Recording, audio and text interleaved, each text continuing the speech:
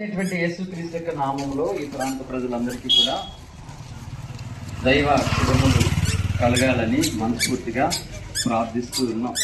మరి అనేక స్థలాల నుండి ఈ ప్రాంతానికి మేము రావడానికి గల ప్రధాన కారణం ఏంటి అంటే,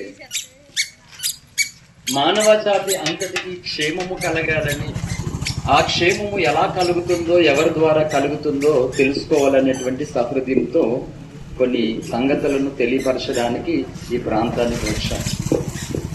భూమి మీద ప్రతి జీవరాశి, ప్రతి ప్రాణికోటి బ్రతకాలంటే గాలి, నీరు, ఆహారము తప్పనిసరి.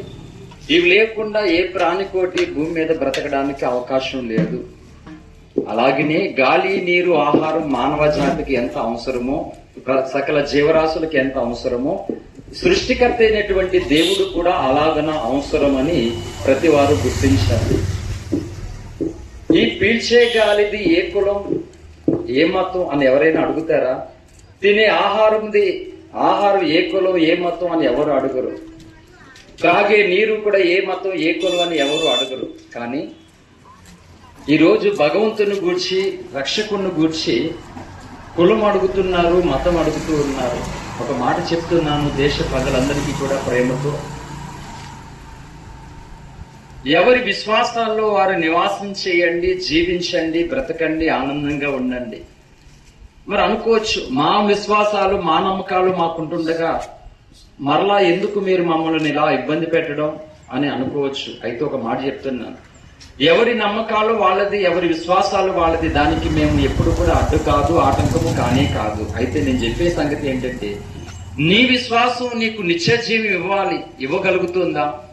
నీ నమ్మకం నిన్ను నరకాగ్ని గుండం నుండి తప్పించగలుగుతుందా? ఒక్కసారి ఆలోచించండి.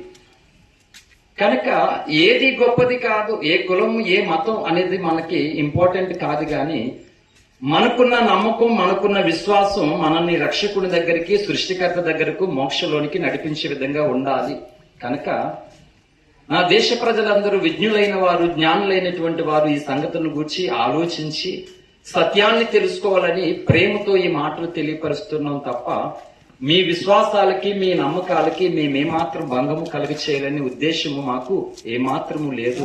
కనుక ఆ నమ్మకము చేత, ఆ విశ్వాసము చేత ఈ భూలోకాన్ని విడిచిన తర్వాత స్వర్గలోకానికి, భగవంతుని దగ్గరకు చేరడానికి మరి ఏ నమ్మకం మనకి అవసరము, ఏ విశ్వాసం మనకి అవసరమో అందరూ తెలుసుకుని అట్టి విశ్వాసాన్ని, అట్టి నమ్మకాన్ని మరి కొనసాగాలని ప్రేమతో తెలియపరుస్తూ ఉన్నాను.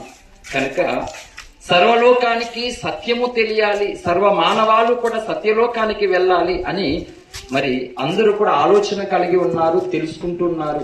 మేము ఏదైతే తెలుసుకున్నామో, ఏదైతే మేము విన్నామో ఆ సత్యాన్ని నా దేశ ప్రజలందరూ తెలుసుకుని ఈ భూలోక యాత్ర ముగించబడిన తర్వాత స్వర్గలోకానికి వారందరూ చేరాలని, ఆ విశ్వాసమే రక్షకుడైన యేసును గూర్చినది అని, ఆ నమ్మకమే రక్షకుడు బలై తిరిగి లేచి మరలా రాబోతూ ఉన్నాడని ఘంటాస్పదముగా, త్రికరణ శుద్ధిగా, గ్రంథాల పరంగా మేము విని, చదివి, నమ్మి, విశ్వసించి దాన్ని నమ్ముతూ ప్రకటిస్తూ ఉన్నాం.